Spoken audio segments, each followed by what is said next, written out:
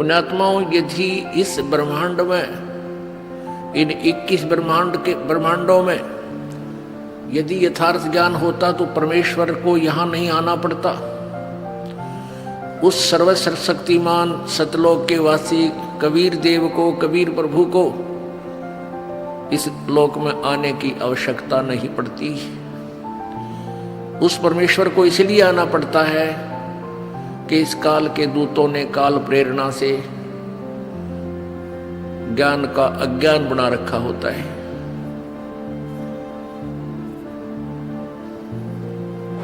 वो परमात्मा पूर्ण ब्रह्म, सर्व सृष्टि रचनहार, कुल मालिक कबीर देव, कबीर साहब अपनी प्यारी आत्माओं को अपने निज ठिकाने का, अपने मूल निवास का ज्ञान स्वयं ही कराते हैं। वो परमात्मा आकर के अपनी जानकारी आप ही बताते हैं,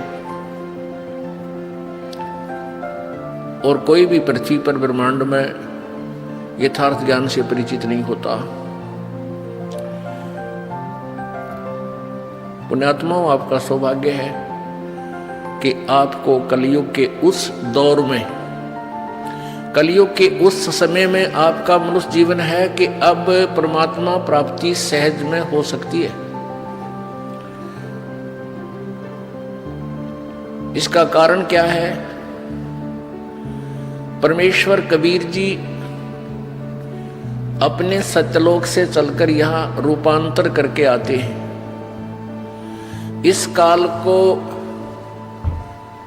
धोखा देते हैं। वो पहचान नहीं सकता कि ये पूर्ण परमात्मा है। यहाँ एक साधारण से मनुष्य का रूप धारण करके वो परमात्मा यहाँ प्रकट होते हैं।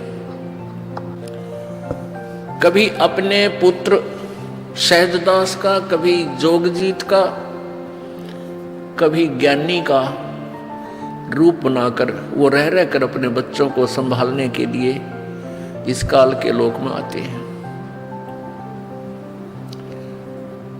तो परमात्मा जब सर्वप्रथम रूपांतर करके अपने पुत्र सहजदास